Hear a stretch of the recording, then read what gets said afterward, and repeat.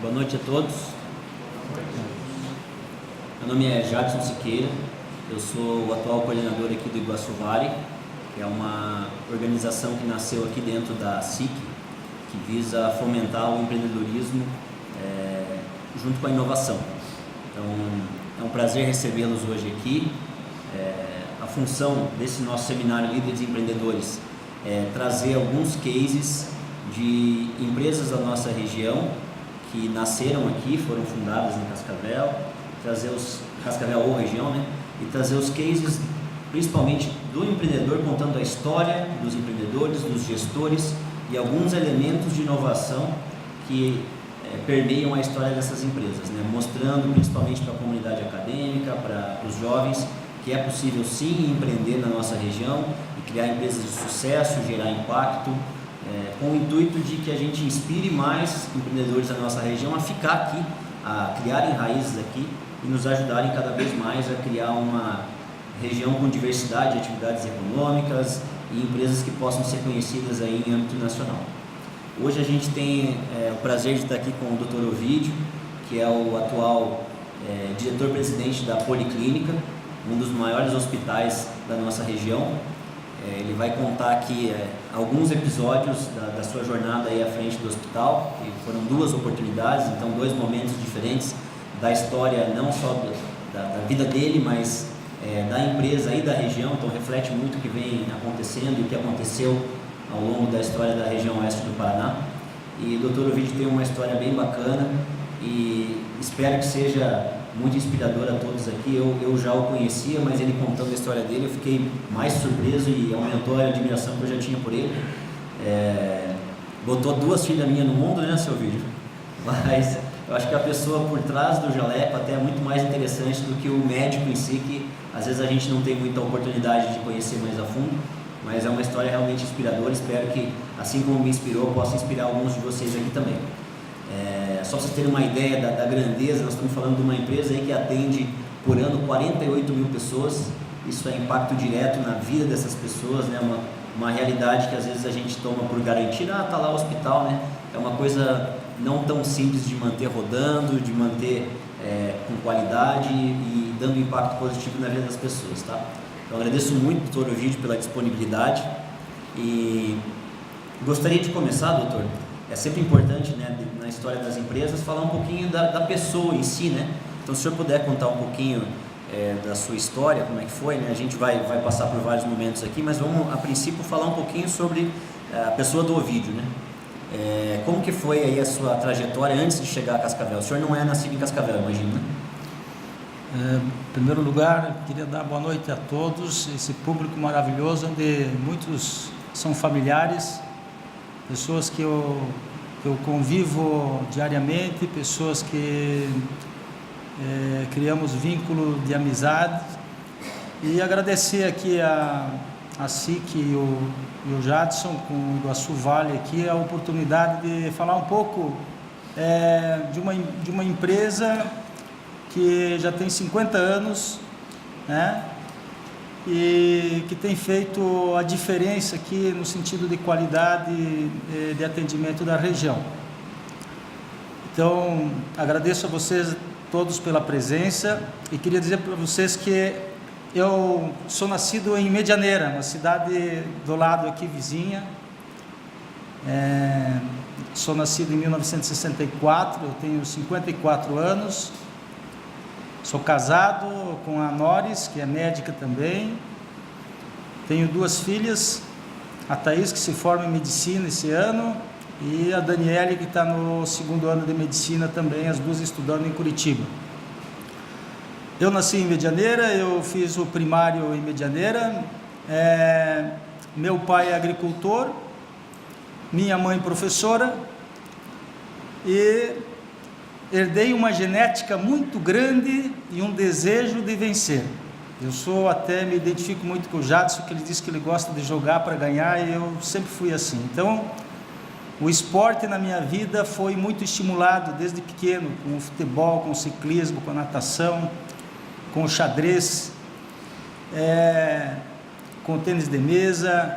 Então, tivemos muitos campeonatos estaduais, onde a gente teve êxito e realmente foram coisas assim que marcaram na minha vida esse estímulo ao esporte. Também comecei a estudar cedo, né? Com 5 anos eu estava no primeiro ano, né, nesse período, e com 7 anos, um pai que era, minha família toda descendente de alemão, pai e mãe, e um pai que estimulava também muito ao trabalho, e eu tinha isso comigo. Então tive o meu primeiro emprego na barbearia do Nelson como engraxate.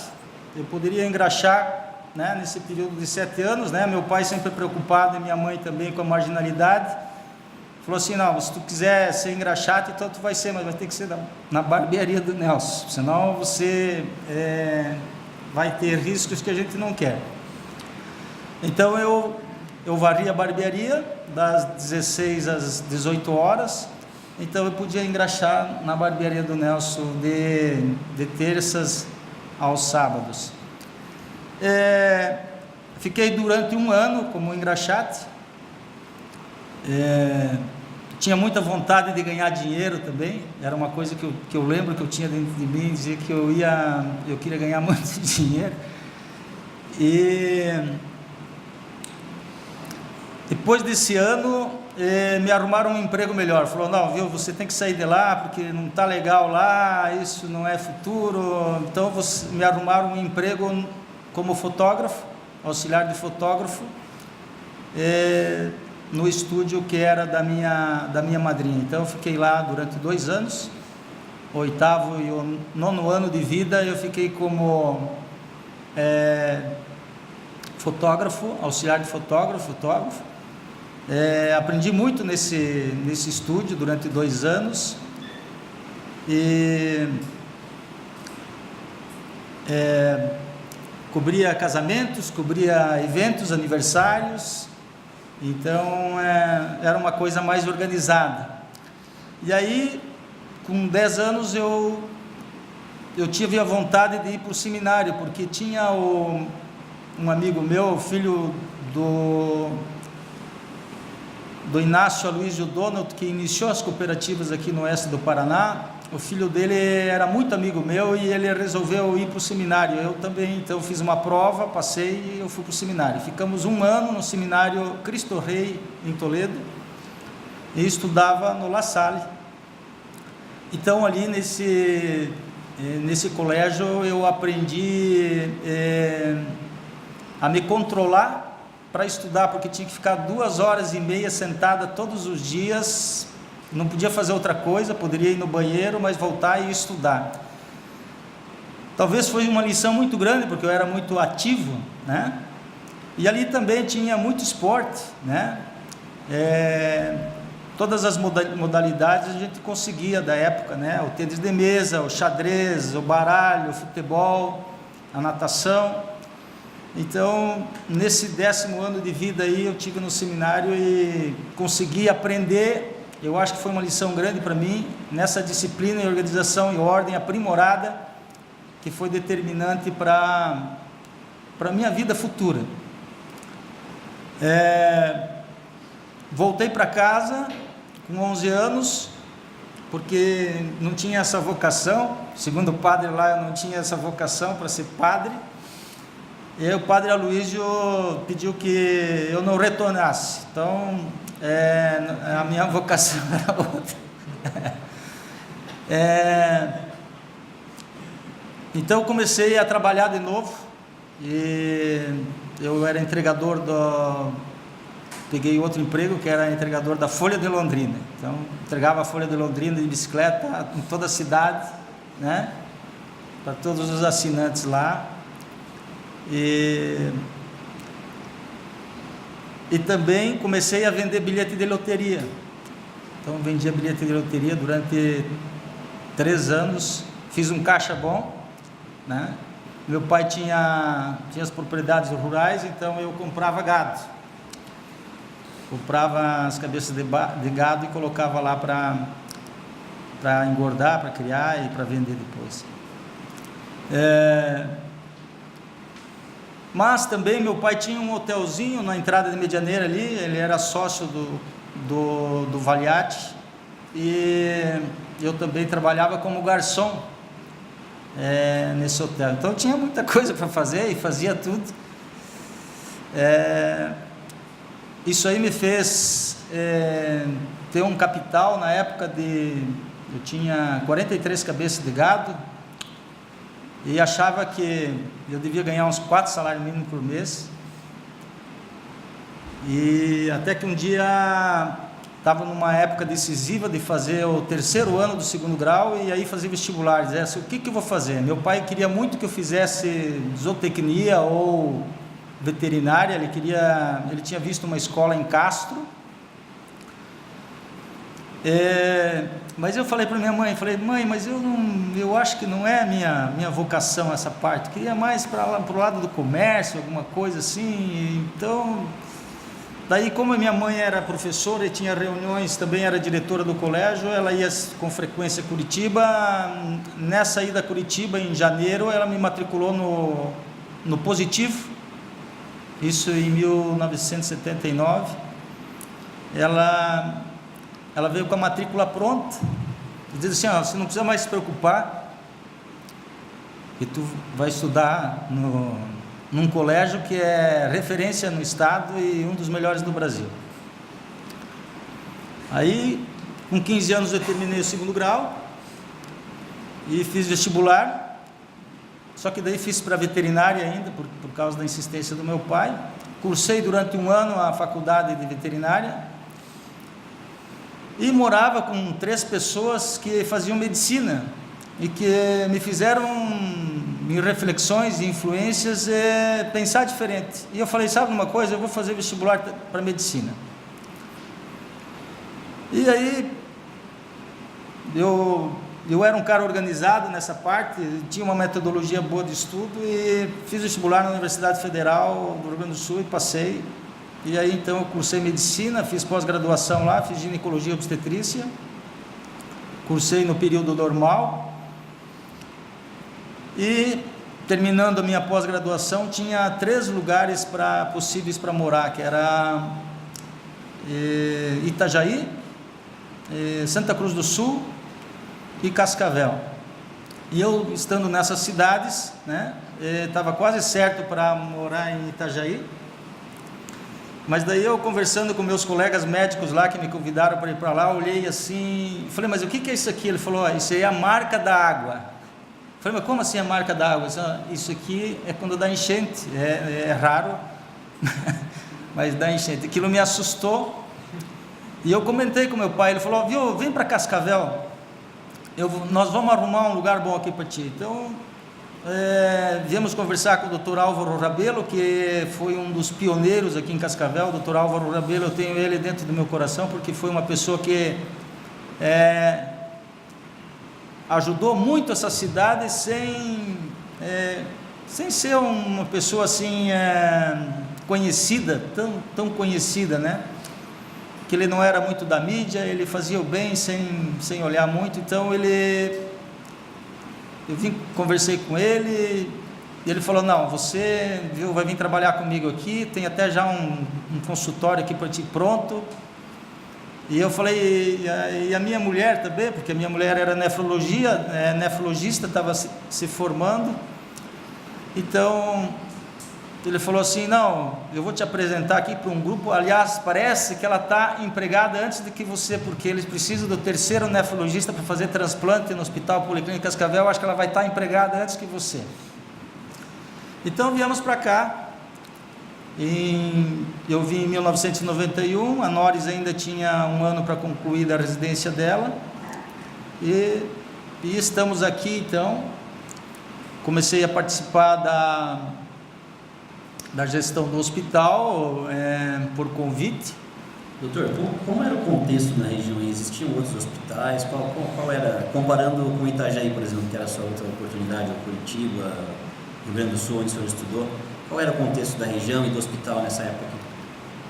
Eu vi assim uma região um pouco mais limitada do que lá, eu vi um desenvolvimento maior lá, só que eu vi um potencial muito grande aqui pelo entroncamento, pela região, e eu vi assim uma agilidade maior em tudo aqui. Eu senti isso, de uma dinâmica melhor da cidade, e isso me fez pensar e fazer a escolha de morar em Cascavel. Os hospitais, eles são parecidos, mas aqui em Cascavel eu vi a policlínica como uma possibilidade real em função da Constituição. Era um agrupado de médicos onde eles tinham participações iguais. Eu chamava de cooperativa. Isso era uma cooperativa, porque 36 médicos, mais um administrador, com o desejo de fazer uma medicina de ponta em Cascavel, uma medicina de referência. Então, era diferente do hospital, por exemplo, do Salete, que tinha 4 donos, o gerenciamento, a administração era diferente, do São Lucas também, que eram menos donos, do Lima. Então, eu via um potencial grande nessa agregação da cooperativa. Eu via como, apesar de ser uma limitada, eu vi uma cooperação grande lá, e que me fez então fazer essa escolha de trabalhar e escolher como minha casa a Policlínica Cascavel. E o senhor entrou na gestão, o senhor entrou no hospital em 91, mas na gestão bem depois disso, né? O que o motivou aí a se envolver na gestão, o senhor sendo médico, partir para uma área de administração, gestão de pessoas? Então, a Policlínica ela começa em 68 com 4 sócios, e em 1982 ela é adquirida por 36 médicos que queriam trabalhar e não tinham lugar para trabalhar, e um administrador. Então eu participei da gestão como conselheiro, e eu via muito desperdício. Eu não estava acostumado com aquilo, a gente tinha limitações, e então eu via que a situação estava se complicando no hospital, e eu acabei saindo da diretoria porque a gente também não era ouvido, né? A gente estava começando, cara novo de fora, então eu acabei saindo da diretoria do hospital, e em 2001, então, através de um contador e economista que trabalhava conosco, conversamos seriamente sobre o hospital, e ele me falou que eu deveria ajudar de novo, que deveria voltar, porque o hospital estava numa situação praticamente de insolvência. Nós devíamos mais ou menos 8 milhões nessa época. Essa decisão ela foi difícil, mas montamos um planejamento estratégico, eu e Aristides Gravievska. Levei a apreciação de muitos que estavam descontentes, então resolvemos mudar o rumo do hospital, porque esses descontentes também se somaram a nós. Fizemos uma grande reunião no consultório do Dr. Antônio Wilson Romero, com o Dr. Bader, com o Dr. Trigo, com o Dr. Miguel Fará, e eles toparam, acharam que era viável esse planejamento estratégico para 4 anos, e então fizemos a Assembleia Geral do Hospital e colocamos em votação, sendo que a atual diretoria da época também fez uma chapa, e nós fizemos um bate-chapa. Nós ganhamos por 57% de votação, e a partir daquele momento nós começamos a executar o planejamento estratégico no sentido de sanear o hospital e fazer uma reorganização. Então, durante 4 anos, nós demos o sangue lá dentro, porque, por exemplo, o salário do administrador na época era R$14 mil, o salário do diretor médico lá era R$3.000. E eu falei, bom, já que a gente está com tanta dificuldade, nós vamos cortar nosso salário todo pela metade, e não vai ter administrador, o administrador vai ser eu. Então eu ganhei R$1.500 por mês durante 4 anos, para assumir uma responsabilidade grande. E você teve que ajudar em algumas dívidas lá, como é que é essa história aí? O início, assumimos o hospital, no final do mês tinha que pagar a folha, era R$700 mil. Então, nesse momento, eu levei para o segundo diretor assinar, ele falou, não vou assinar isso. Eu falei, mas por quê? Não posso assinar isso aqui, o hospital realmente está complicado, isso aqui implica em alienar todos os meus bens, eu não posso fazer isso. Eu falei, tá bom, vamos para frente, nós temos que ir para frente. Aí fui num segundo diretor e falei, olha, o fulano está com dificuldade, não quis assinar, eu quero saber se você assina para nós, porque nós temos que continuar, como é que nós vamos fazer assim? Não, eu confio em ti, eu estou vendo que o trabalho vai dar certo e nós vamos para frente, eu vou assinar o papel. Então, cheguei em casa, falei para minha mulher que ela tinha que assinar também essa dívida, ela ficou um pouco assustada.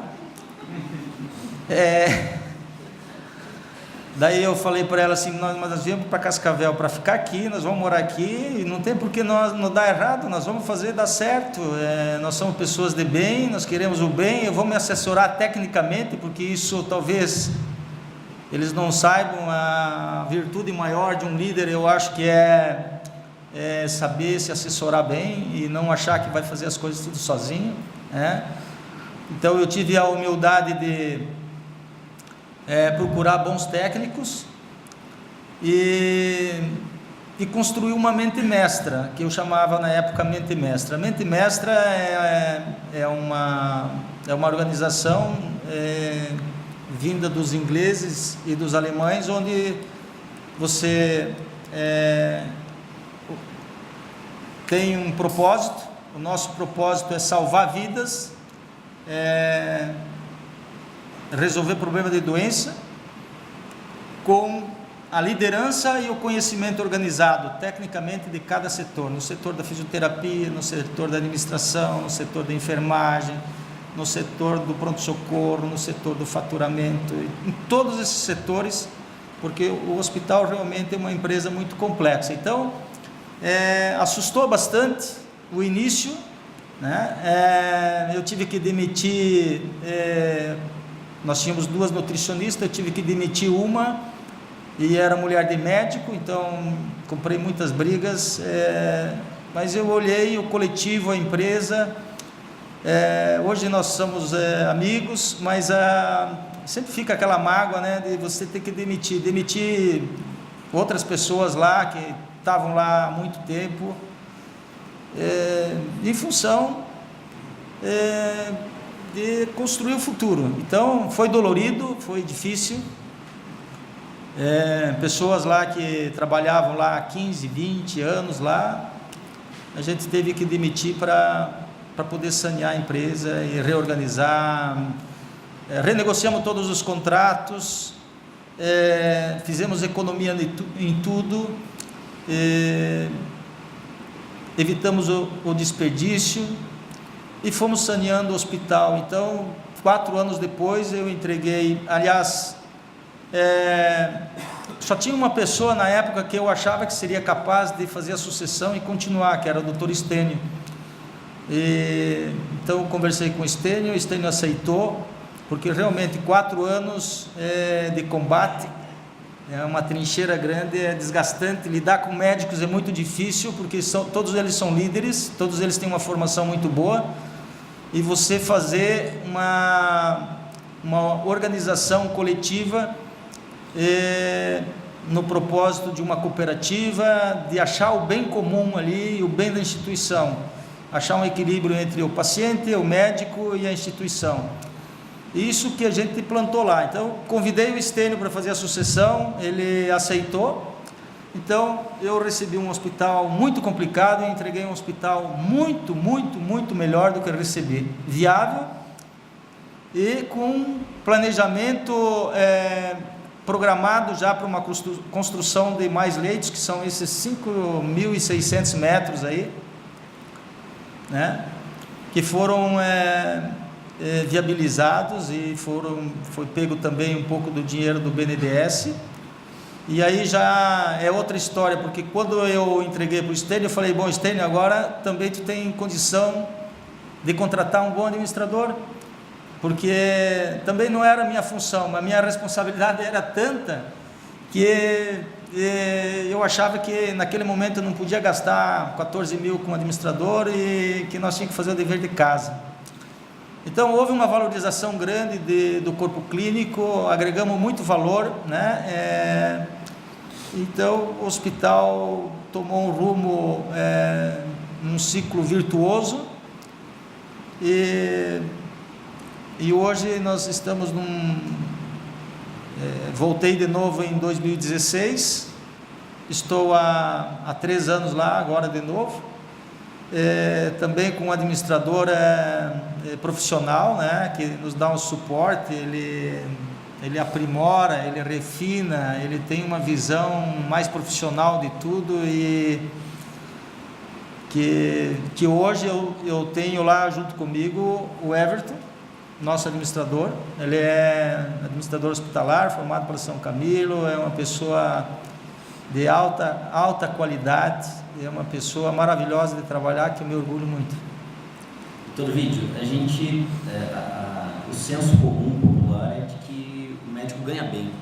E aí, se a gente leva isso para o hospital, se imagina assim que o hospital seria uma empresa fácil de se tocar e que a maioria delas está bem no Brasil. Como que é essa realidade aí? Vejam a dificuldade do setor, né? Nesses últimos 8 anos, também por causa da política, né? Essa política que é instável, a política do improviso que o Brasil exerceu nesses últimos 16 anos, ou talvez até mais, o setor está em crise. Então, nos últimos 8 anos, fecharam 1.800 hospitais. Fecharam, não existem mais. E desses que estão abertos, desses aí agora que estão funcionando, que vocês veem aí, 70% estão falidos, insolventes. Estão numa situação que não tem volta. Então, assim, devemos repensar urgentemente essa matriz, porque tem problemas estruturais, né? Um problema que nós temos é exatamente o improviso. Os americanos, os ingleses, os alemães, eles têm lá como uma média de leitos, um hospital deveria ter em torno de 140, 150 leitos para se tornar viável, ganhar em escala, né? E aqui no Brasil a média dos hospitais de leitos é 30 leitos. Então cada 5 hospitais aqui daria para fazer um, e de uma melhor qualidade. E também então não sobrevive, porque tu precisa 5 administradores, precisa 5 farmacêuticos, precisa 5 de tudo, né? Então a escala é importante. Então a gestão aí, essa visão que a gente teve de que a ampliação no número de leitos era importante, ela nos deu um fôlego grande, né? E o nosso hospital então ele tem um resultado fantástico nesses últimos 3 anos, de 46% de crescimento. Isso significa o quê? Que nós temos um lucro e nós conseguimos reinvestir o lucro. Então, esse ano passado nós entregamos para a sociedade uma UTI neonatal nova, totalmente nova, a mais moderna do Paraná. Essa semana passada nós fizemos a entrega do novo serviço de nutrição. Então, uma cozinha totalmente nova, moderna, dentro da regra, das normas, da legislação. E assim, agora nós temos um planejamento estratégico para frente, de fazer um novo centro cirúrgico, um centro de hemodinâmica, né? O projeto já está aprovado. Vamos fazer uma UCTI nova, que é uma unidade coronariana, que a região precisa, como deve ser dentro dos padrões, e provavelmente mais para frente vamos fazer o pronto-socorro ainda maior, ampliado, lá na rua Curitiba. Então a dificuldade do setor é muito grande. Eu vejo assim que quem não repensar vai falir. O que não faliu vai ter muita dificuldade, e aí tem dificuldade de qualidade. Então, a grande conquista nossa nesse período, primeiro foi esse modelo de gestão aí em 1982, de formar praticamente uma cooperativa lá, 36 médicos com participação igualitária.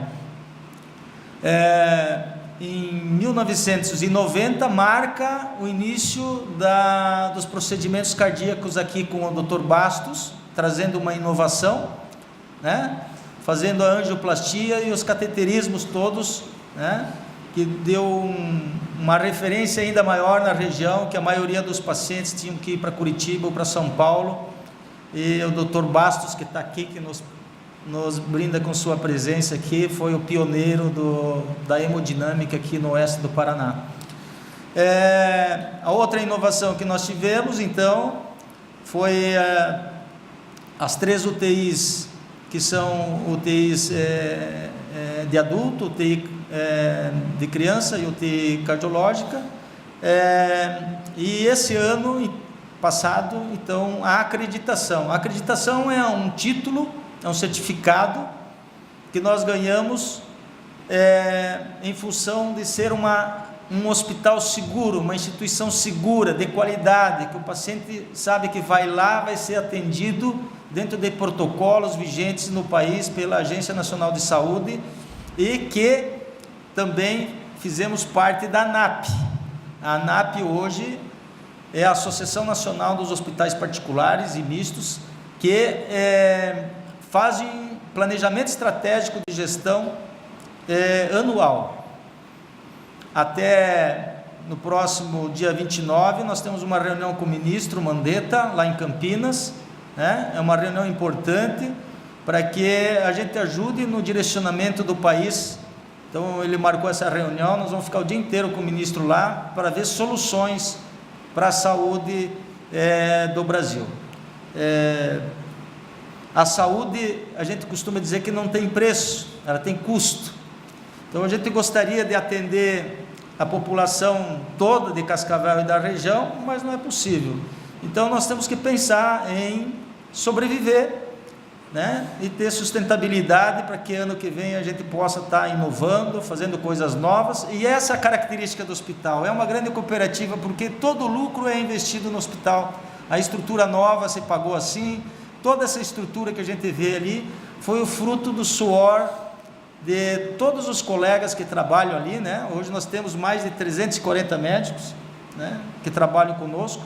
Nós temos quase 500 funcionários, né?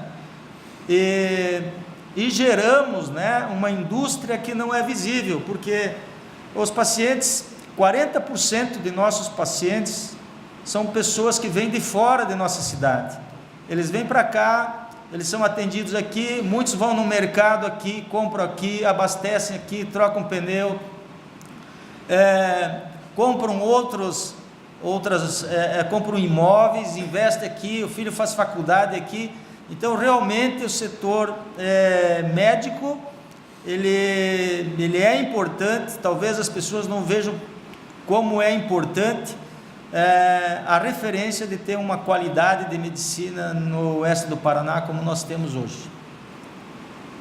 Doutor Ovidio, o senhor, por 2 vezes, foi diretor-presidente, está agora e já foi uma outra vez também, né? O senhor teve alguma formação como gestor hospitalar? De onde o senhor tira a prática? Porque no curso de medicina, imagino que não muito do conteúdo seja direcionado à gestão do hospital, e sim à prática médica, né? De onde o senhor busca essas competências para poder fazer a gestão de quase 500 pessoas? Talvez a virtude que a gente pode ter maior é você ter uma informação melhor e buscar fazer o melhor para a instituição dentro de um contexto e nos melhores. Então, tem alguns livros e alguns cursos que eu fiz até de administração, mas foram cursos breves, não foram grandes cursos. Mas eu uso muito o livro A Quinta Disciplina da Universidade de Harvard. Então, é uma referência boa de gestão, da organização que aprende. Uso muito também os livros do Napoleão Hill. O Napoleão Hill foi uma uma semente do modelo organizacional americano, e ele escreveu livros que fizeram diferença na minha vida, como Quem Pensa Enriquece, Mais Esperto do que o Diabo, e A Lei do Triunfo. A Lei do Triunfo é um livro fantástico, porque é um livro que ele coloca, a princípio, eram cursos em módulos, em 15 módulos que ele dava em todos os Estados Unidos durante 7 anos. Ele fazia esses módulos de cada assunto pertinente ao sucesso e à gestão. Então, depois se tornou um livro, chama A Lei do Triunfo. E nesse livro eu me inspirei muitas vezes para ter uma determinação, né? Um propósito, uma determinação e o conhecimento organizado. Então eu acho que o líder é isso. O líder, ele abre a mente, traz a inspiração, né? E eleva a equipe. E é isso que a gente faz lá no hospital. Eu sou o líder, o Everton é administrador. A liderança na construção do sucesso, ela é importantíssima. Por quê? Porque precisa ter harmonia, precisa ter a cooperação e precisa ter o conhecimento. Então, são coisas assim importantes que eu aprendi através de cursos, lendo, vendo e colocando na prática.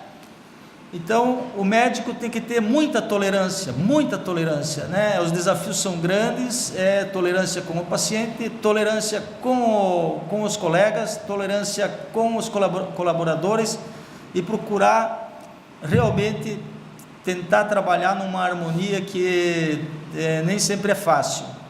Mas a gente tem conseguido, na satisfação, na pesquisa de satisfação onde nós participamos, junto com a ANAP, nós ficamos em 11º lugar no Brasil. Isso é a Associação dos Médicos do Brasil inteiro, dos hospitais particulares. Dos que quiseram participar dessa pesquisa, né? Então, desses quase 100 aí que concordaram em participar, nós ficamos em 11º. Isso aí para nós foi um motivo de orgulho muito grande, porque ter o colaborador afinado contigo, motivado, contente com o trabalho, valorizado, é peça importante e vai determinar o teu futuro e a grandeza da tua empresa. Eles realmente são determinantes para nós. Eles que vestem a camisa, eles que carregam o piano diariamente. E médico, né, nós não temos hora, né? A gente está disponível lá, à disposição do hospital 24 horas por dia, todos os dias do ano. Isso aí também é uma coisa que eu acho que o líder, ele precisa estar disposto a esses desafios, porque senão a liderança não funciona e o fracasso virá. Então eu acho que é uma coisa importante você ter uma liderança aí inclusiva e facilitar, porque às vezes tem um funcionário lá teu que está 5 anos lá, é um funcionário bom, e daí ele diz assim: doutor, eu vou sair. Mas vai sair por quê? Doutor, eu passei agora na pós-graduação, custa R$350 por mês e eu só tenho 200. Então você diz para ele assim: viu, você vai continuar aqui, porque o que falta a gente vai te ajudar, e você vai fazer tua pós e nós vamos ficar junto. Então essas atitudes de ter compaixão, de poder ajudar, e que eu ouço assim que em outros hospitais assim, nós não temos recurso e não faz parte da nossa política isso. E é muito ruim, porque você perde o capital humano que trabalhou ali, que tem uma memória, que tem uma produção toda. Às vezes tu perde por causa de 100, 200, 300 reais, que para nós só vai agregar valor e vai motivar e vai também difundir o bem, né? Então vai difundir o bem aí para todos, faz a diferença. Nós fizemos a diferença em muitos colaboradores lá, Alguns saíram, que a gente não pode reter todo mundo, né? A gente sabe que a vida funciona assim, né?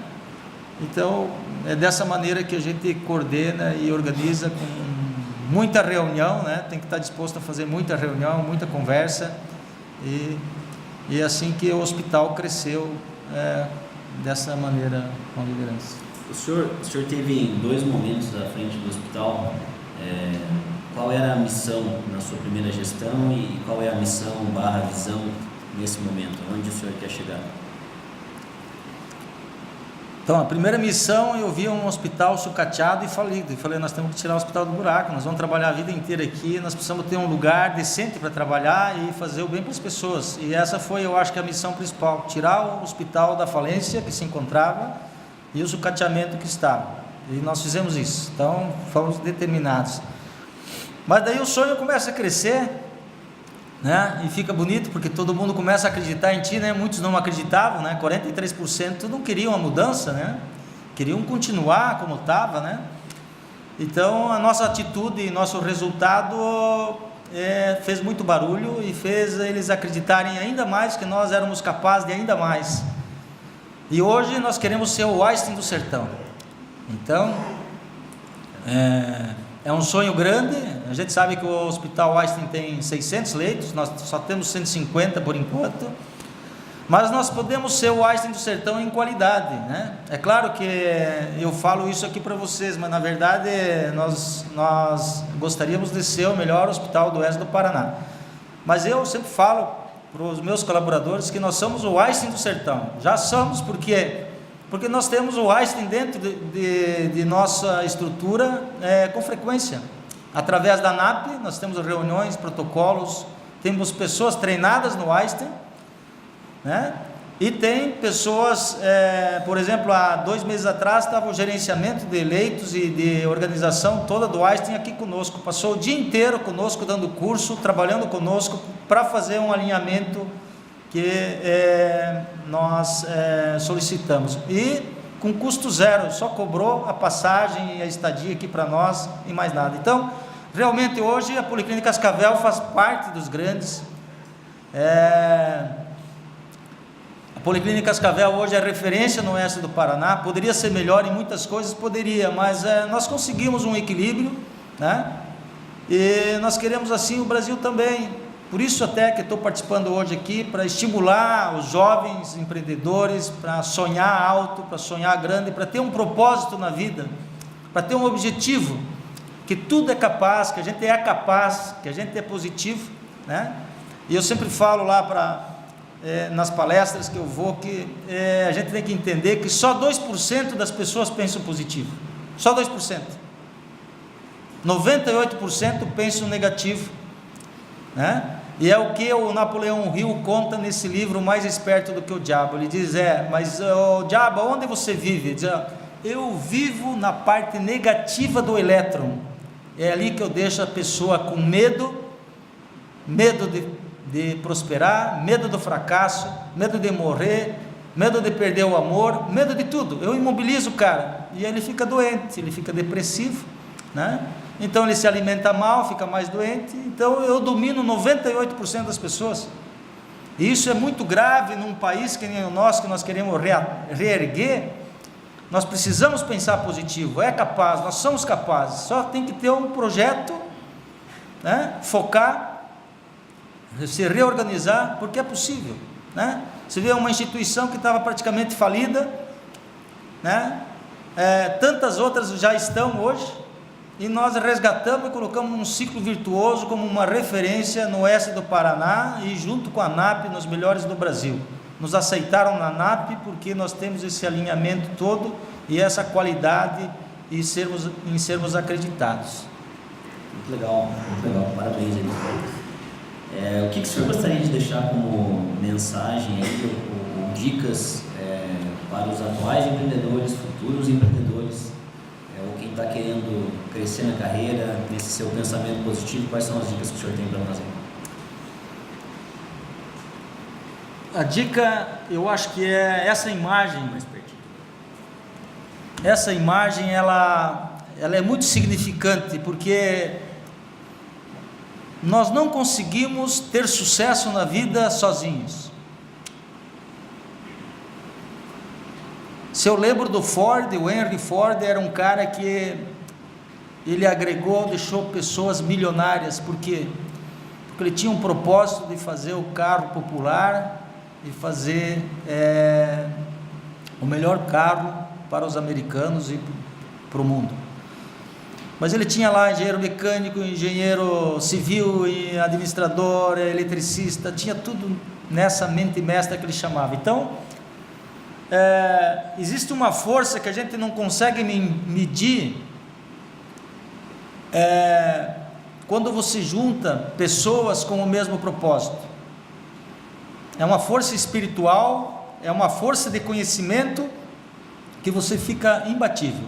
O exército usa muito isso, o conhecimento organizado com estratégia, e as pessoas em cada seu posto de uma maneira técnica, com competência. Então, o Napoleão Hill usava muito isso, né? As pessoas reunidas em volta da mesa, e o significado da mente mestra lá, enorme, forte, com o propósito para organizar mesmo o sucesso.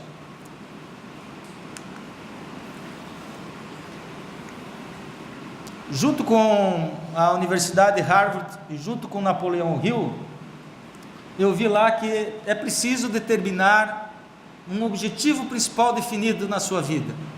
O jovem, né? Isso aqui é muito para o jovem e para quem já caiu muitas vezes, né? O importante não é cair 7 vezes, o importante é levantar 8 vezes, que o Napoleão Hill chama de fracassos temporários, que são usados para o aprendizado, para mais para frente conseguir o objetivo que alinhava. Então, o Thomas Edison tentou 10.000 vezes fazer a lâmpada elétrica, 10.000 vezes, e aí ele conseguiu. Então, cada vez ele chegava mais perto, por aproximação. Confiar em si mesmo, é importante confiar em si mesmo, não ficar refém do medo, né? Os 6 medos que ele coloca lá, né? Quem lê o livro, eu até sugiro para vocês que leiam o livro, vocês vão ter um acréscimo de um cara que estudou 25 anos a filosofia do sucesso, e acompanhou Thomas Edison, o Rockefeller, o Carnegie e o Ford, nesse propósito aí de fazer a filosofia e os outros prosperarem. O hábito de economizar, é fundamental a gente não gastar mais do que ganha, né? Quem não economiza não vai ter sucesso. Isso é uma regra fundamental. É importante economizar, né? E ele mostra lá também como economizar. Iniciativa e liderança, né? Não esperar pelos outros, né? E resolver as questões com a liderança mesmo. É possível você ter uma iniciativa, não ter medo da crítica e você tentar fazer o melhor. Se você errou, mas você estava tentando fazer o melhor. Então é importante a iniciativa, né? Acreditar em você, você pode fazer, você vai atrás, não ficar esperando pelos outros. E se tu quiser ter sucesso, tudo que está em tua volta, tu começa a organizar, porque é importante ter tudo organizado em sua volta. A imaginação criativa, né? Você se imaginar, né? Ter o sonho, né? É importante. Um entusiasmo, né? O entusiasmo, ele contagia, ele traz a mensagem positiva, que é importante, que nós podemos, né? Nós podemos melhorar nossa educação, nós podemos melhorar nossa saúde, nós podemos ter uma longevidade melhor, qualidade de vida melhor, nós vivemos no melhor filão do mundo, né? Eu conversando com um francês, ele diz assim: vocês não sabem o que vocês têm aí no seu oeste do Paraná, vocês não sabem o que vocês têm. Ele está falando de clima, de organização, de terra fértil, de produção, né? Nós precisamos acreditar em nós e investir no que dá resultado. Então, o entusiasmo, ele é importante, né? Transmitir uma energia positiva. O hábito de produzir mais do que lhe é pedido, né? Então, isso eu pratiquei a minha vida inteira, né? Eu, além de varrer a barbearia do Nelson lá, eu limpava as coisas, lavava isso, lavava aquilo, porque a minha mãe dizia: faz alguma coisa a mais, e eu fazia. Então, como dizia o sábio, se cada um varre a sua calçada, a rua fica limpa, né?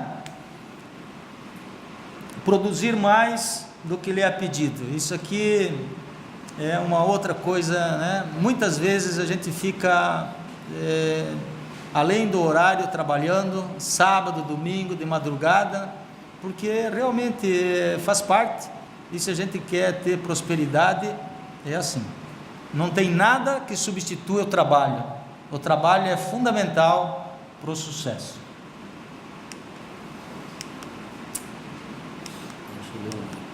Pulou o último.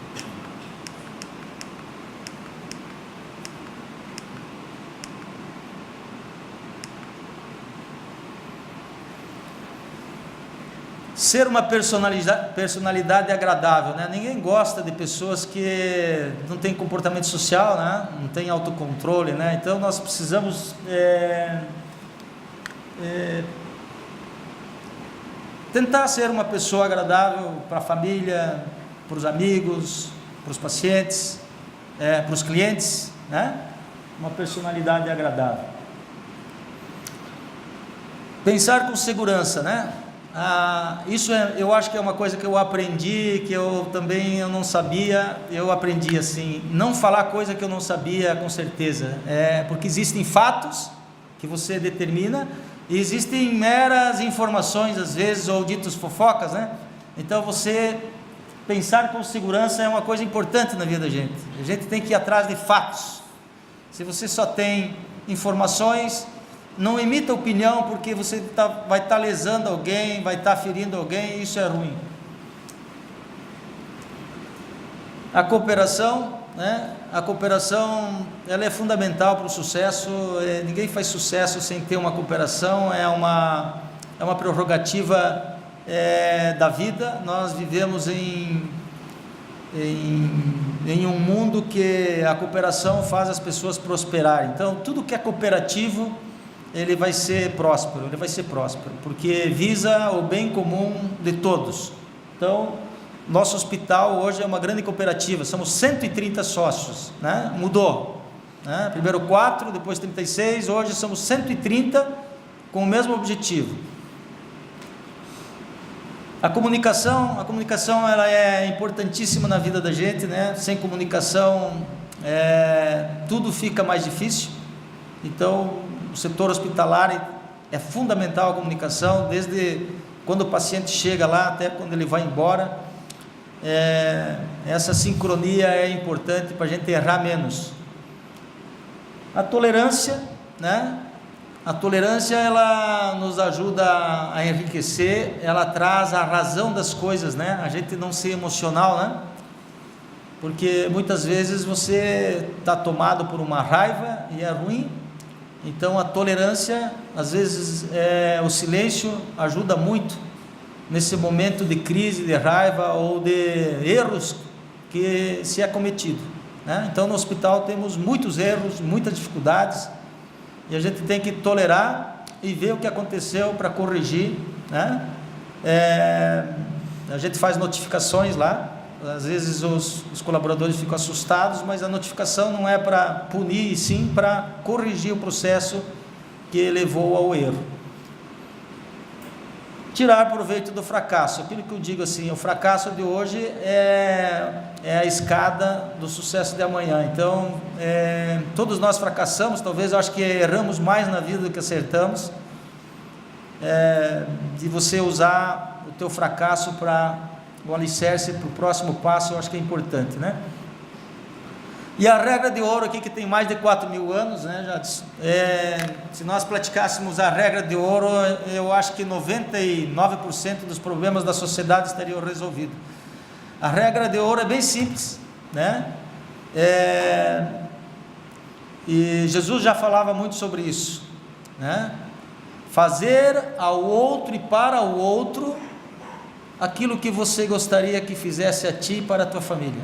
Então assim, não tem erro, essa regra, ela é fantástica e ela funciona, nós praticamos ela lá no hospital, é uma regra simples, parece bobagem, mas ela é milenar, e essa regra é é uma regra que os americanos usam muito nisso. Por isso que eles devolvem uma coisa que está estragada, eles aceitam de volta, eles não questionam o cliente, eles fazem uma coisa mais certa. Então, eu sou profundo admirador do povo inglês, do povo alemão, e os americanos também, eu convivo com eles lá, eu vejo a imensa organização que eles têm por causa da verdade, né? A verdade, organizar cada vez mais, diminuir a ignorância e resolver o problema da impunidade. Então, eu vejo o Brasil hoje participando da ANAP, participando do CONAP, participando de uma instituição que nem a Policlínica Cascavel, que precisamos copiar o que deu certo, o que é científico. E aí, né, nós temos um exemplo grande hoje que é top no mundo, que são os japoneses. Os japoneses são o povo de maior longevidade e de maior qualidade de vida, eles ficam menos doentes. Por quê? Porque em 1950, os japoneses, eles resolveram fazer o dever de casa, porque eles estavam numa miséria enorme, por causa da guerra, e também estavam muito corruptos, e eles resolveram então fazer o plano Kaioken. Esse plano visava a prevenir todas as doenças transmissíveis. Então, fizeram e executaram, porque eles na execução e na missão, eles são dedicados. Então, preveniram todas as doenças, alfabetizaram a maior parte da população e fizeram educação de qualidade para todas as crianças, dizendo assim: nenhuma ficará para trás. Então, a educação foi crucial para o avanço do Japão, a educação de qualidade. Estabilizaram a política, que era outra coisa importante, né? A estabilização da política, e a dieta e atividade física que eles instituíram para todos os japoneses. Você vê, os japoneses, a maior parte são magrinhos, eles não têm problema de obesidade, e tem muito pouco problema de cardiologia lá, de infarto. Por quê? Porque eles fazem atividade física e tem uma nutrição adequada, uma dieta anti-inflamatória baseada nas coisas da natureza, né? Então, eles conquistaram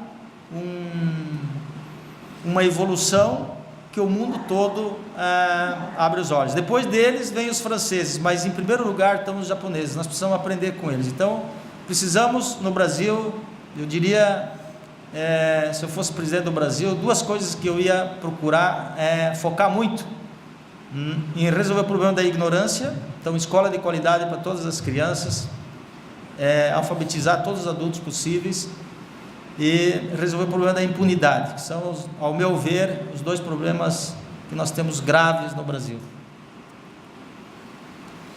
Perfeito, doutor. Muito obrigado por compartilhar com a gente essas regras que para o senhor tem funcionado muito bem. A gente não tem um bom tempo aí para perguntas, né? Então, por favor, se alguém quiser fazer perguntas, a gente tem um microfone aqui, mandando aí nos ajudar, vamos aproveitar ao máximo do doutor do vídeo.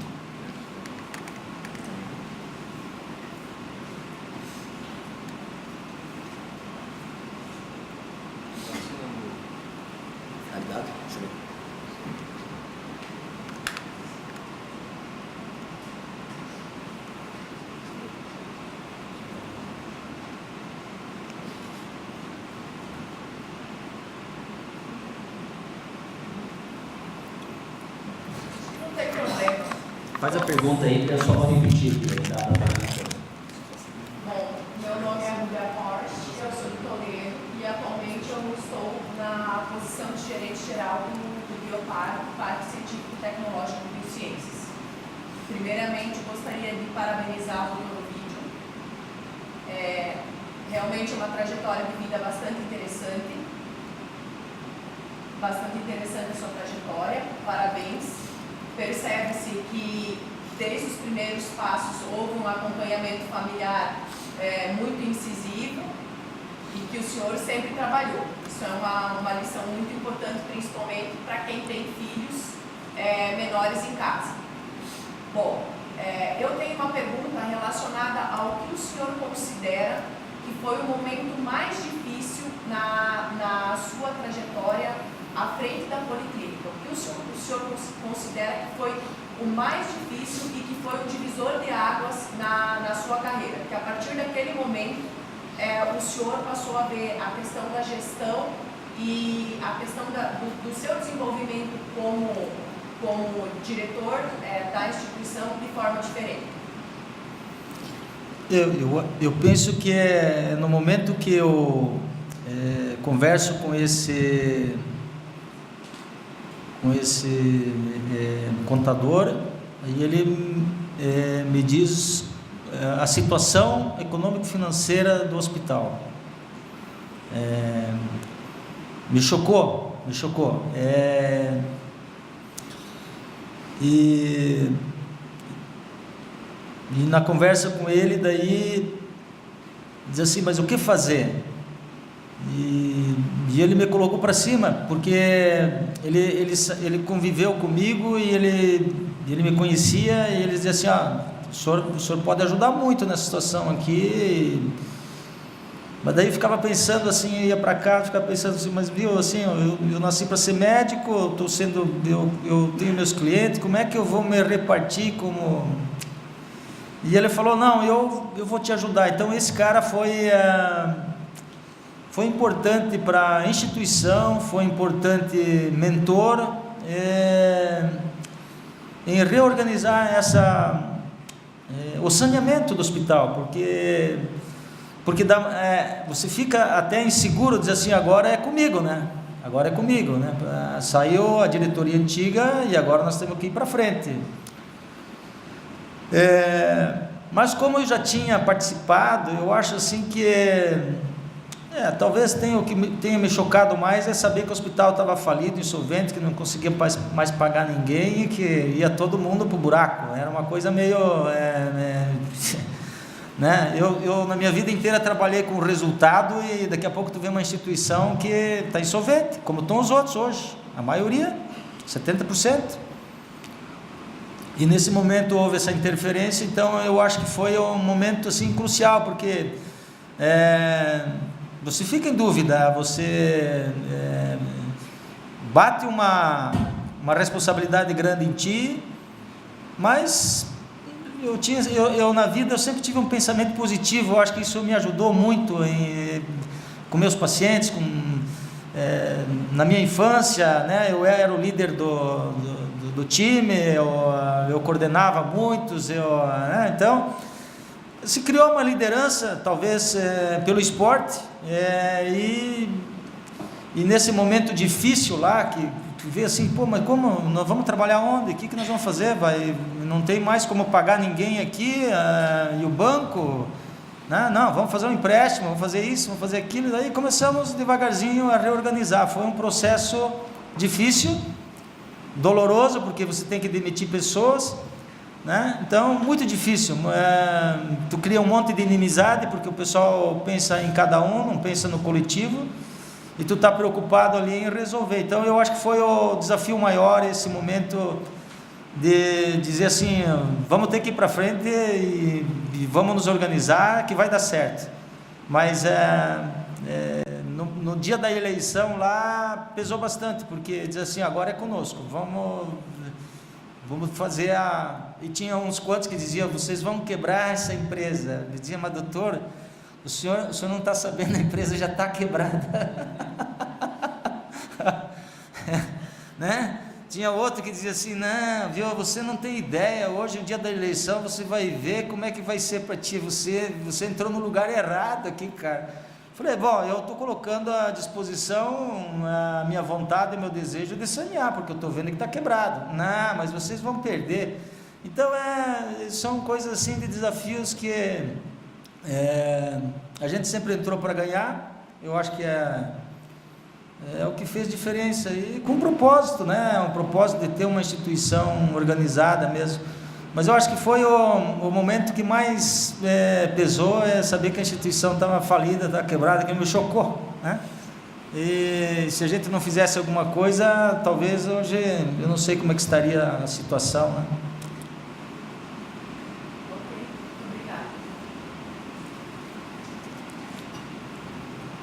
Ayrton Terra, eu sou funcionário do Tribunal de Justiça.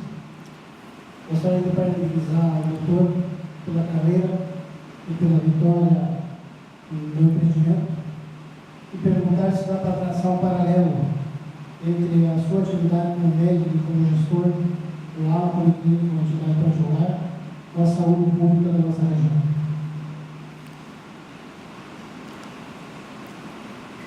É aquilo que eu falei assim, ali existe comprometimento, ali existe amor, ali existe planejamento, ali existe, eu diria assim, como deve ser, né? Uma empresa como deve ser, as pessoas todas comprometidas com o propósito de salvar vidas e fazer o melhor para o paciente. Nós temos isso lá dentro. Agora o setor público ele está longe, ele está sucateado, ele está deficiente e é um saco sem fundo. Então eu vejo assim a parte da doença é um saco sem fundo. O que a gente faz? A principal vacina contra tudo isso chama-se educação. A vacina funciona como a educação funciona como uma vacina que tu faz no indivíduo, que ele vai para levar para a vida inteira. Então tu entra no ciclo da prosperidade, que tu gasta muito menos em doença. O que é o ciclo da prosperidade? Então, planejamento. Filho é planejado, o filho é querido, o filho é amado, ele vai em escola de qualidade, ele tem motivação para o esporte, para a musicalização, para a leitura, para o estudo, ele aprende, desenvolve autocontrole, ele aprende comportamento social, como se comportar, até os 7 anos, e então também aprende um idioma como o inglês. Então, se você organizar o indivíduo até o 7º, 8º ano, ele vai ter no cérebro dele 12.000 palavras, 3 vezes mais do que aquele que não participou de uma escola nesse período. O mais grave é que 82% de nossas crianças nesse período estão fora da escola, 82%. No sul aqui a gente não vê tanto, mas se você subir é muito difícil, tanto é que nós temos os piores indicadores no IDEB e no exame de PISA, nós estamos na rabeira do mundo, né? Então o filho ele é organizado, ele com 8 anos tem 12.000 palavras no cérebro, mais 6.000 se ele fizer inglês.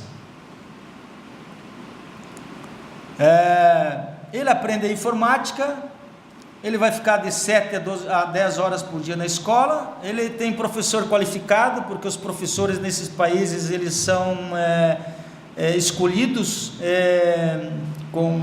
em relação ao IDEB, então você só pode ser professor lá, fazer vestibular para pedagogia, se você tiver entre os 20% melhor no ensino médio, senão você é descartado, não serve para ser professor. Por outro lado, o salário dos professores está entre os 5% melhor da nação. Então, professor na Coreia, professor na Finlândia, é o cara, e deve ser, porque ele é o multiplicador. Ninguém quer fazer medicina, né? O cara vai ser professor, porque ele vai ser reconhecido, ele não vai se preocupar com o salário, ele não vai fazer greve por causa de 1%, 2%, ele vai canalizar toda a energia e vai melhorar o QI de todo mundo, porque ele tem alto QI. Então a seleção dos professores, os professores são determinantes, fundamentais, é a principal peça para melhorar a sociedade, são os professores. A Coreia não tinha casa, não tinha escola, mas eles tinham um professor lá que estava determinado a ensinar o conteúdo de uma maneira organizada e transformaram a Coreia agora em 45 anos numa potência mundial. Então é fundamental a educação, porque daí o indivíduo vai despontar no esporte, na musicalização, e com 16 anos, 17 anos você tem um indivíduo pronto, planejado, organizado. Ou ele vai fazer uma parte técnica, que na Alemanha quase 50% são técnicos, não precisa fazer curso superior não, ou ele vai fazer um curso superior e vai produzir mais para ele, para a cidade dele, para a família dele, para o estado dele, para o país dele, e vão enriquecer. Então, o que acontece no Brasil? Não tem planejamento familiar, a educação é muito ruim, não tem pesquisa, ou a pesquisa é pífia. Então o filho vive no ciclo da pobreza e da miséria. O filho não é querido, não é amado, a escola é ruim, faz evasão escolar, com 7 anos está lá pedinte, começa a cometer pequenos delitos, depois delitos maiores. Com 15 anos o cara está formado em bandidagem, o cara é um marginal perfeito, mata, rouba, estupra, faz tudo que puder. E aí vai lá para vocês, lá para o conselho tutelar, para não sei onde, aí solta ele, e aí vem a explosão hormonal no cérebro dele da testosterona, que ele não consegue controlar. Então ele precisa ejacular, ele vai lá na vila dele, ejacula em todas as meninas que ele puder, e se não der para ele estupra. E aí nasce mais filhos que não estão planejados, não vão ser queridos, que são excluídos, e que estamos com as cadeias cheias. Então o país hoje, o Brasil, é um país extremamente doente, onde 33% estão com câncer, e que tem um custo. Então assim, a parte privada precisa seguir de exemplo para organizar a parte pública, né? E quem vai fazer isso? Somos nós não podemos mais delegar. Nós, com isso aqui, nós excluímos o mal político. Pronto, excluímos o mal político. Vamos ver quem tem planejamento, quem tem projeto, quem tem organização, quem quer fazer a diferença mesmo. Então eu acho que essa é a diferença. A parte privada, ela é cuidada, ela é organizada, ela tem que dar resultado de todas as maneiras, na satisfação do cliente, no resultado financeiro, né? E é assim que funcionam os países do primeiro mundo, porque o resultado financeiro, o lucro, vai ser investido em tecnologia, inovação, em melhorias, né? Então eu acho que essa é a grande diferença, é o descaso, a falta de comprometimento, e ninguém se entende, porque é um saco sem fundo, todo o recurso é pouco. Então o Brasil, ao meu ver, precisaria de 2 projetos, um preventivo, que não falte recurso, esteja incluída a educação. Então você faz 2 projetos, um preventivo, esse aqui não vai faltar recurso nunca, e o curativo que está aí, que custa caro, ineficiente, não resolve nada, e nós estamos aí sempre demitindo pessoas, contratando outras, brigando com líderes, e não há um entendimento. Então se nós não garantirmos, né, esse ciclo de prosperidade, onde a educação ela é crucial, é a vacina maior para a população, nós vamos continuar nessas dificuldades aí, nesse ciclo de pobreza e de miséria, né? Então eu acho assim que é determinante o planejamento, a profissionalização da gestão. Nós falamos em gestão hoje, nós não podemos mais falar no improviso, tem que ter gestão, né? Eu ouço o ex-ministro da comunicação, o Trauman, falando assim: o que mais marcou nesses 16 anos do governo? Foi o improviso. Não tem, você não fez planejamento, ou improvisou, o resultado é catastrófico. E na vida da gente também é assim, né? Se tu gasta mais que tu ganha, no final do mês tu já vai ter problema. E é assim, o custo é muito alto. Então nós precisamos repensar mesmo o que resolve: saneamento básico, educação de qualidade, os professores, né? Quantos aqui deixaram de ser professores porque não recebiam um mínimo para viver? Então tem que ter uma valorização do que realmente resolve. Isso demanda tempo, né? Porque também não é de um dia para o outro. Então eu calculo que se o Japão, sem tecnologia, depois da guerra, em 12 anos incluiu todo mundo, nós com tecnologia, estou bastante otimista agora com esse novo governo, estou muito otimista, né? Eu vejo uma possibilidade real de mudar o Brasil, os problemas estruturais crônicos que viam, onde a impunidade e a ignorância elas predominavam. Então nós vamos sair disso aí, nós vamos entrar na era da tecnologia, e precisamos da ajuda de todos. Pode chegar? Boa noite a todos, boa noite, doutor. Muito inspirador a história do senhor. Eu sou o Luiz Guilherme, sou presidente do ACIC Jovem, e a minha pergunta é voltada a esse público. Como a gente pode ver, o hospital, além do case de sucesso na cidade, ele está totalmente envolvido com várias questões fundamentais para o desenvolvimento humano. O senhor mesmo colocou agora o ciclo de prosperidade. Eu gostaria de perguntar para o senhor, na sua visão de cidadão e até como gestor, de todo esse empreendimento, qual é a parte que o jovem está participando hoje e se o jovem está ativo nesse círculo de prosperidade e como um desafio futuro, digamos assim, no futuro das instituições. O jovem está por dentro desse debate ou vai faltar pessoas no futuro para dar continuidade a essa nova formação? Que seria a opinião do senhor? Eu penso que hoje deveria fazer um grande pacto na nação, onde os adolescentes pudessem participar de experiências no trabalho, que é fundamental, sei lá, a partir dos 14 anos, alguma coisa assim, sabe? Eu vejo nos países desenvolvidos isso acontecer e nós estamos atrasados nisso, mas, como diz o outro, antes tarde do que mais tarde, né?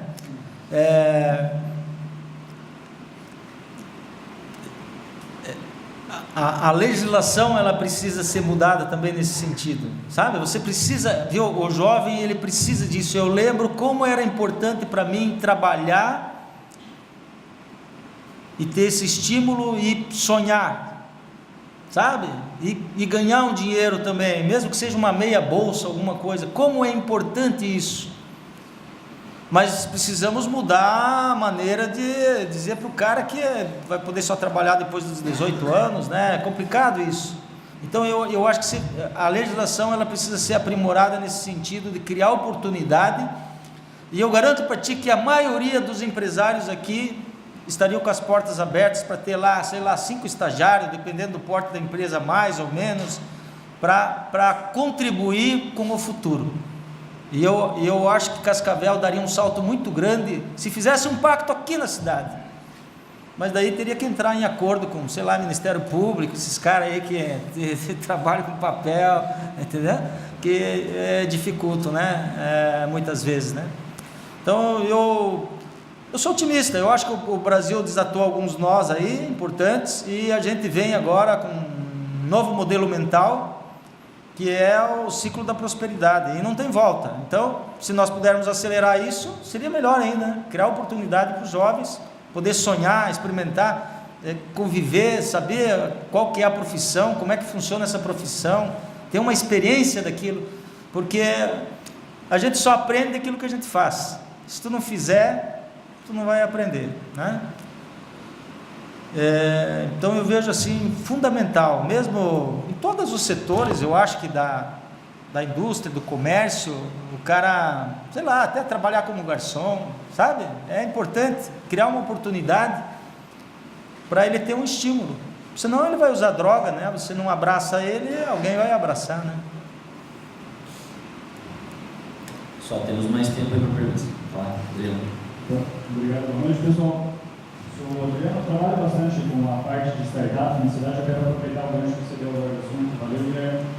Mas, pegando essa parte dos jovens, para eles poderem ter novas oportunidades, hoje, na sua visão, quais são os maiores problemas, os maiores desafios da situação da saúde de hoje que esses novos entrantes, ou da área da medicina e das especialidades, ou da gestão, ou da tecnologia, que eles podem aproveitar? Onde estão os maiores gargalos, os maiores problemas hoje da saúde aqui na nossa região que pode ser aproveitada para gerar novos negócios? Não, eu acho assim, é um contexto todo. Todas aquelas coisas que eu citei sobre o Japão, elas são importantes. E se nós não focarmos nisso, existe um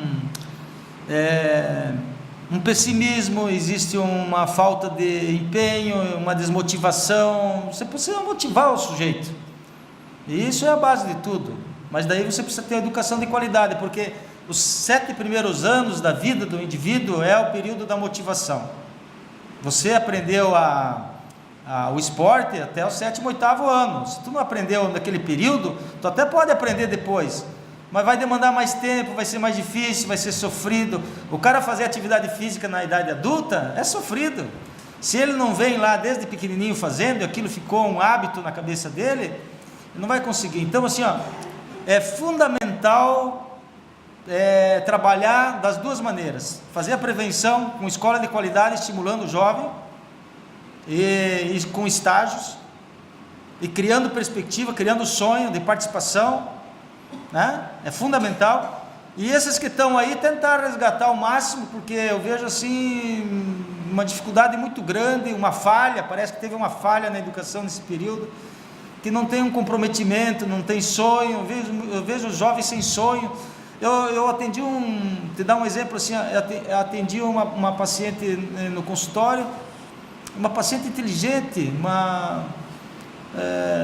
estava fazendo uma faculdade e disse, eu desisti. Falei, mas por que desistiu? Porque minha família não sei o que, desistiu. Daí comecei a conversar com ela e tal, isso ano passado. Comecei a conversar com ela e tal, eu vi que ela estava deprimida. Falei, você precisa melhorar a tua nutrição, você precisa fazer um pouco de esporte. E ela foi, e ela seguiu a minha orientação. Para minha surpresa, esse ano ela falou, voltei a fazer odonto, e estou me sentindo muito bem, e eu estou feliz do que eu estou fazendo, eu estou com potencial, estou surpresa comigo mesmo. Doutor, que maravilha. Então assim, essa jovem provavelmente ia se perder, não sei de que maneira, porque tem outros problemas junto, né, na família, né, pais separados, mas ela estava desmotivada, não teve um mentor, né? E o startup, eu acho que também pode funcionar como um mentor, motivando o interesse para o cara ir buscar, para o cara ir ver, para o cara ir conhecer, para o cara criar, né? Então, se não tem a base, nosso QI diminui muito. Eu tenho até a sugestão para vocês assistir o filme do Hitler, Ele Voltou, alguma coisa assim. É um filme que o Hitler, ele acorda no mundo atual, no mundo moderno, e ele fica indignado, falou, mas essa televisão só passa programa de culinária, o que é isso? Né? Isso aqui é lixo, o que está acontecendo com o mundo? E os jovens, cadê? Não, o jovem está lá, o jovem está não sei aonde, tá? Então, as diferenças que a gente não sabe encaminhar. Então, tem que ter políticas de governo, eu acho. Não, a gente tenta aqui, essa iniciativa aqui, ela é fantástica, isso aqui vai dar mas nós precisamos políticas de governo que realmente resolvem o problema de estrutura básica do ser humano, para ele sim, então, poder sonhar. Como dizia o Lincoln, né? Nós temos que fazer política e guerra, prepararmos para a guerra. Veja como é profundo isso. Nós precisamos fazer a base, política e guerra, nos prepararmos para nos defendermos, para que nossos filhos possam fazer engenharia, administração, medicina, né? Odonto, e então nossos netos poderem fazer esporte, musicalização, artes e outras coisas. Então assim, essa escala, ela está totalmente, ela não existe. O que é prioridade e o que é supérfluo e o que é... Então, eu vejo assim uma necessidade do governo encaminhar isso, e estou vendo, parece que está acontecendo muita coisa aí, boa, num direcionamento que antes não tinha.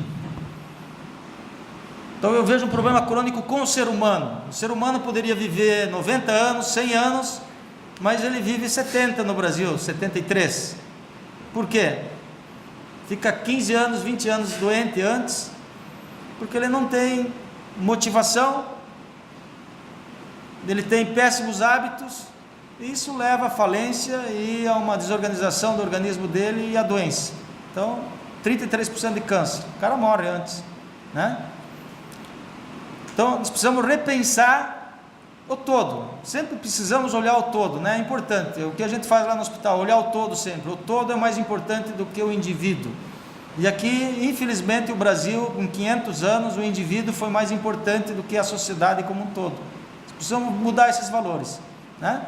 E eu vejo a libertação aqui, isso aqui eu acho que é o quinto poder hoje, poder de organização e de cobrar e de excluir quem não presta um serviço útil para a sociedade, né? Eu estava conversando com o vereador, eu falei, mas que serviço útil, você me responde, que serviço útil vocês prestam para a sociedade, coisa boa, que dá resultado?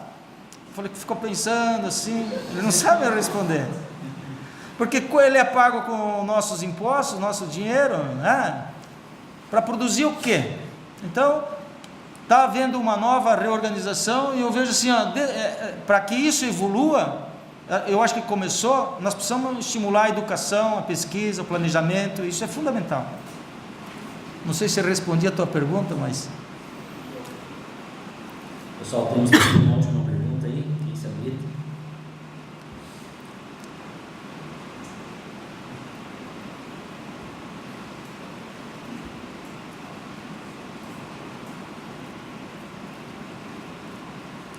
Baseado em comparar Japão, França com o Brasil, você não acha que tem uma guerra entre o rico e o pobre no Brasil e isso faz que o nosso país não ande para frente? Eu acho que nós devemos ser pela prosperidade. A pobreza, ela nasce pronta. O pobre, ele poderia ser diferente se ele fosse estimulado a ter uma escola de qualidade e se tivesse uma política de inclusão. Então a França é a França e tem os indicadores sociais que tem, porque eles são incluídos. Lá, vai conversar com aquele pessoal lá, todo mundo fala 2, 3 idiomas, tem informação e são produtivos e sabe o papel deles na sociedade. Então tem uma autocrítica muito boa. Então assim, temos a pobreza que nasce pronta, não precisa fazer nada, você já nasce pobre. Agora, para construir o ciclo da prosperidade, você precisa acordar cedo, precisa ter um desejo, você precisa ter um estímulo, você precisa ir para uma escola de qualidade, tua família precisa te ajudar, e quando a família não ajuda, então pelo menos teve uma escola que compensou em parte essa ausência, porque a gente tem muitos filhos aí que não têm pais, né? Que são abandonados. Então, nós incluiríamos rapidamente isso aí, em 15 anos, 20 anos, teríamos uma sociedade muito mais igualitária, se nós entendêssemos que a educação é importante, né? A educação é o que libera o indivíduo, ele cria oportunidade, ele cria uma visão diferente, muda a vida do indivíduo, e ele vai ser da prosperidade. Então a prosperidade é isso aí, o cara tem que sonhar, ele tem que acordar cedo, tem que trabalhar, não é fácil, e tem que ser otimista, né? Por isso que nós somos assim, porque o nosso país durante 500 anos não fez essa política inclusiva que deveria, principalmente no que resolve, né? A educação, o planejamento, a pesquisa e resolver o problema da impunidade. Hoje a gente vê ali, o Beto Richa está preso, então ele vai e volta, mas por quê? Quantas pessoas morreram na BR que poderia ter sido duplicado há 20 anos atrás, então assim, é complicado isso, por quê? Porque vira uma doença tão grande, o cara não precisa de dinheiro, mas ele quer poder, e agora está enrolado com a justiça, mas não é ele, é o modelo mental anterior aí que enrolou ele, não teve talvez a percepção, e agora está complicado, é uma pessoa bem formada, só que com um distúrbio aí que não soube gerenciar e não viu que não deveria ter ido para o ilícito, né? Então, isso aí tira o futuro de todos nós, né? Foram bloqueados 160 milhões dele, mas eu não estou falando dele, estou falando do Lula, estou falando de todo mundo. Nós não temos bandido de estimação, né? Nós queremos um Brasil justo, um Brasil que dê oportunidade, mas a oportunidade precisa ter escola, é determinante, é crucial para o avanço do país e para a continuidade dos sonhos aqui, de construir um país, um estado melhor aqui, porque nós temos poucas dificuldades aqui, nós não temos dificuldade religiosa, nossos radicalismos aqui são muito pequenos, dá para contornar, então podemos construir, e temos uma força que não é do Paraná, que são as cooperativas, então ainda é um trator aqui, eu vejo com bons olhos isso, eu vejo com muito otimismo essas cooperativas que realmente fazem uma distribuição, uma inclusão e uma coisa mais justa para a cidade e para a região. Então não tem como melhorar a sociedade se a gente não fizer o que é científico. Aí a gente vai falar dos pobres, o pobre, por que nós não incluímos o pobre? Por exemplo, Cascavel, por que não tem uma escola, não se foca nas escolas de verdade como deve ser, escola de qualidade, como diz o Núcleo Mundial de Educação, né? Por que não se faz um projeto mostrando a curto, a médio prazo como será a nossa educação? Então nós vivemos atrás de remendo, né? E é ruim o remendo, porque não cria perspectiva, né? Você tem que fazer coisas sólidas, permanentes para o futuro. Tem mais um lá, né?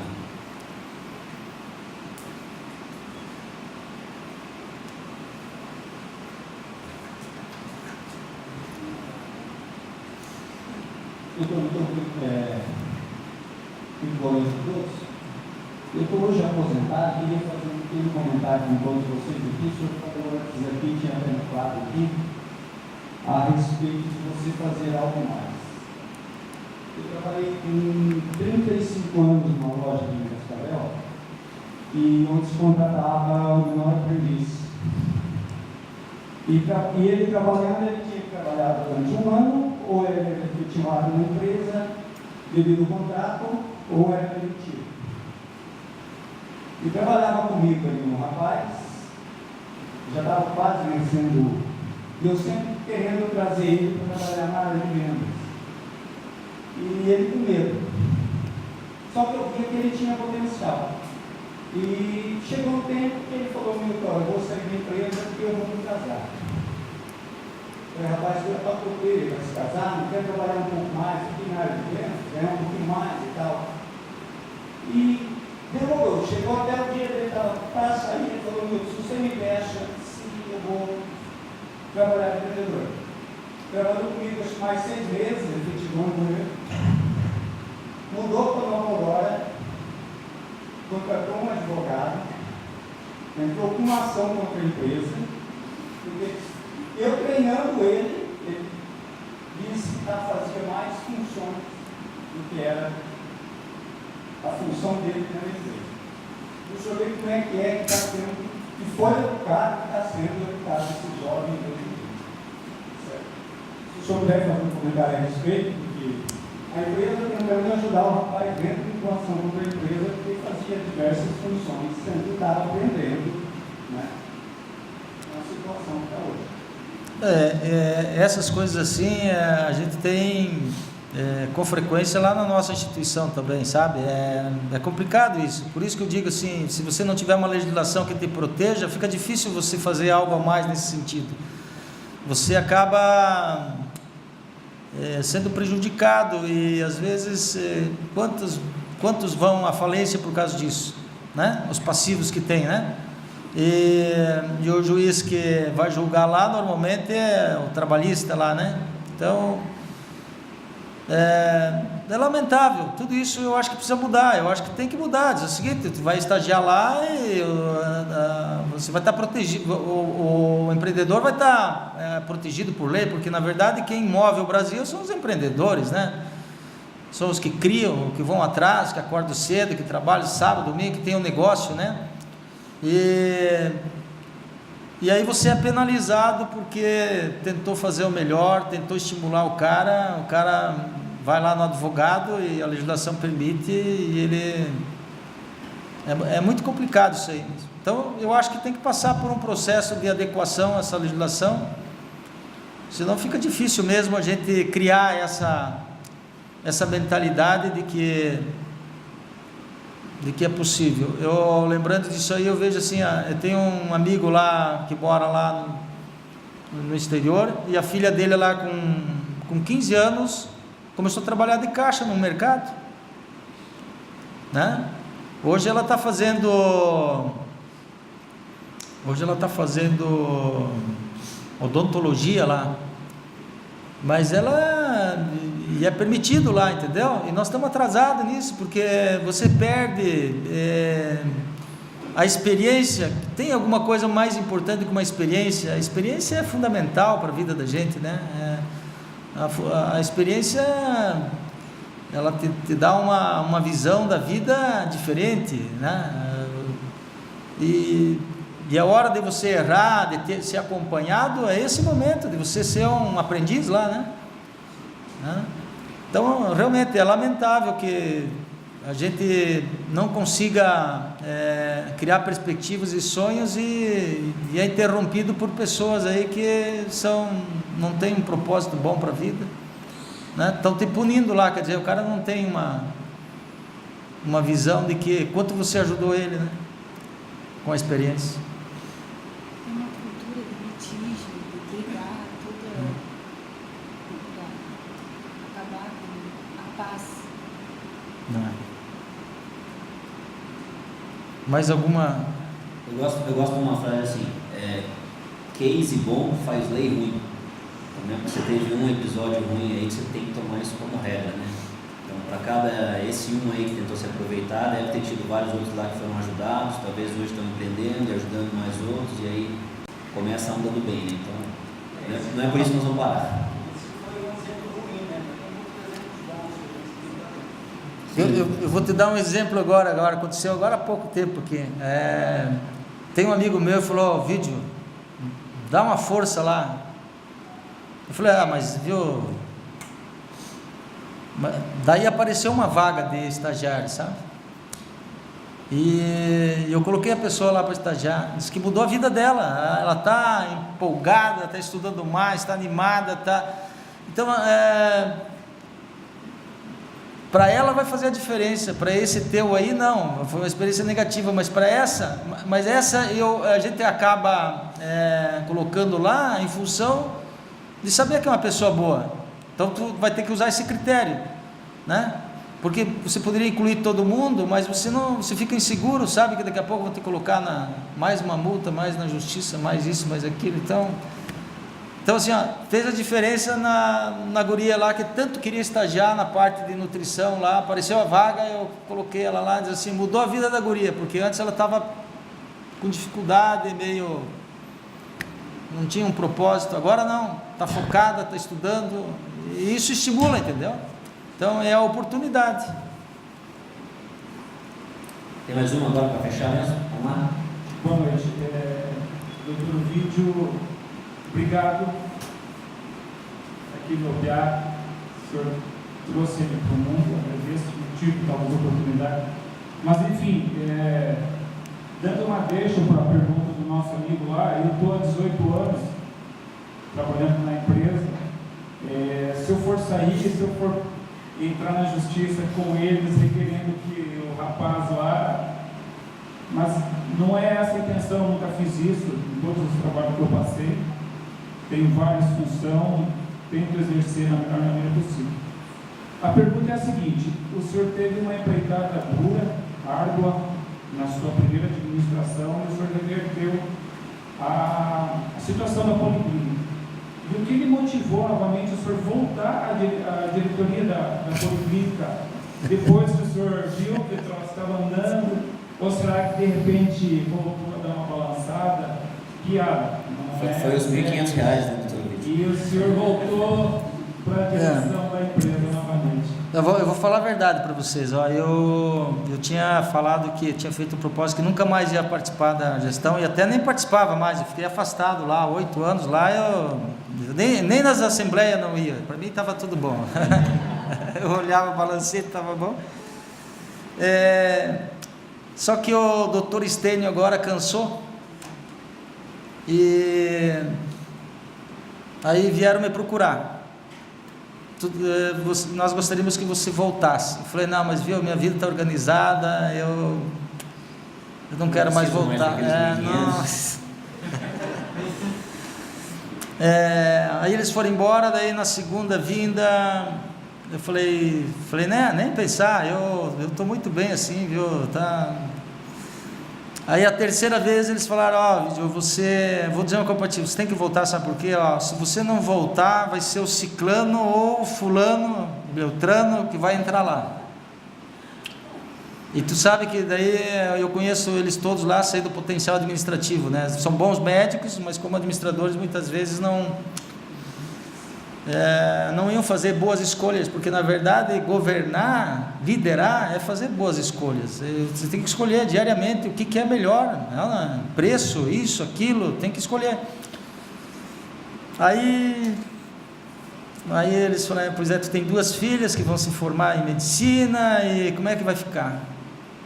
Ele falou, nós vamos melhorar teu salário. Daí eu fui para casa, conversei com a minha mulher, e aí ele veio com a chapa pronta, só faltava o nome de cima lá. Daí acabei aceitando o desafio, porque não dava para deixar perder o ciclo, e como a gente sabe o potencial administrativo de cada um lá, vinha numa crescente e não dava para perder isso. Então, talvez, eu acho que foi isso aí que me motivou a fazer, tudo bem, vou voltar lá. Só que hoje, eu digo para vocês assim, hoje melhorou muito. Hoje a gente faz a gestão, a gente tem um sistema lá todo integrado, chamado TASI, que foi outra coisa que eu acabei não comentando aqui, o sistema todo digitalizado, né? Não é mais muito pouco papel. Então, hoje a empresa está profissionalizada, né? Nós temos o Everton lá, que faz um serviço maravilhoso lá, vocês, assim, é isso que faz, então a gente continuar. Então, eu estou mais na parte macro hoje, eu não estou mais naquele operacional, na miudeza lá que eu ia, fazia tudo, então mudou. Então está muito mais fácil para hoje tomar a decisão junto com o Everton, que tem uma noção muito boa de tudo, é um profissional da área, facilitou minha vida. Talvez essas duas coisas aí, de deixar em mãos estranhas e erradas, sei lá, isso ao meu ver, né? Pode ser que até nem fosse, mas foi isso que fez eu voltar, ter o Everton lá e a empresa ter tomado um rumo que, quando eu olhei os números lá, vi que estava saneada ainda e que estava bem, então vamos voltar. Daí voltamos.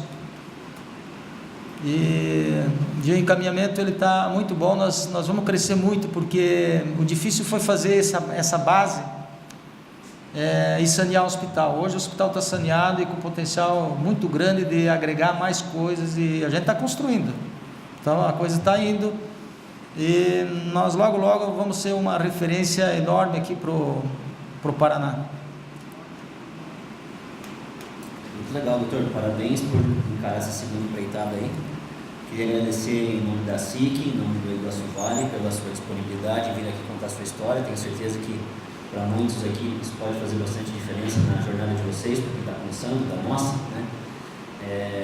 E deixar o convite aqui, antes de pedir um aplauso no Dr. Vídeo, deixar um convite aqui a todos que queiram participar mais do Iguaçu Vale. O Iguaçu Vale congrega aqui várias empresas que estão iniciando, alguns empresários um pouco mais experientes, em junção com a comunidade acadêmica, com o SEBRAE, com a SIC, Fundetec. Então tem várias instituições que trabalham conosco aqui, PTI de Foz, o Bioparque de Toledo, e a gente procura orientar os novos empreendedores no caminho do empreendimento com inovação. Tá? É isso que a gente fomenta aqui. Nós temos nossas reuniões às quintas-feiras, das 8 às 9h30, aqui mesmo na SIC.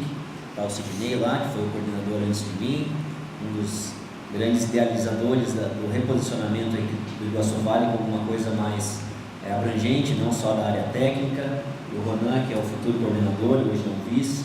Então estamos à disposição de vocês aqui, quem quiser saber mais, depois no café aqui, tá? Então toda quinta-feira, das 8 às 9h30, nós nos reunimos aqui na CIC. E fechar aqui agradecendo o doutor Ovídio e parabenizando, sabe? É muito bom saber que na nossa região tem cases que são tão bacanas, né? Tem empresas referência.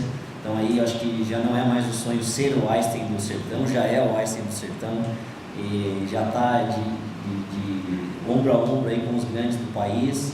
E uma grande, acho que o senhor mencionou aqui a dificuldade, né, de tem que ir até Curitiba, quando o seu colega começou a fazer alguns procedimentos aqui, e assim vencendo há muito tempo, né? Muitas coisas que antes a gente precisava ir a Curitiba, ou precisa ir a São Paulo, cada vez mais isso acontece na nossa região, cada vez mais isso está disponível aqui, não só na área da saúde, como em várias áreas, porque alguém para e pensa, por que é assim? Será que não dá para fazer aqui? Então, parabéns a quem vai lá e insiste em fazer aqui. É isso que a gente quer ver cada vez mais, que as coisas existam aqui, que a gente faça aqui, e existe uma rede, existe apoio para quem quer fazer aqui. Tá bom? Então, muito obrigado, doutor, e uma salva de palmas aí pela sua iniciativa. 2 vezes.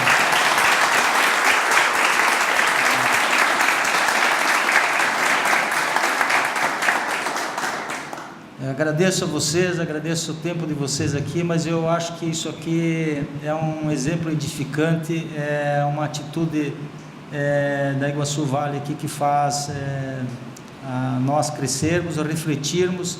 Pessoal, se puderem, para os filhos de vocês, os netos de vocês, leiam esses livros, vai fazer diferença, principalmente quem pensa enriquece, mais esperto que o diabo, vai fazer diferença, fez na minha vida, fez na vida de tanta gente, vai motivar vocês mais ainda, o vizinho, o amigo, vamos chamar para uma cooperação maior, que vai fazer a diferença deles, eles vão fazer melhores escolhas na vida. Obrigado. Obrigado.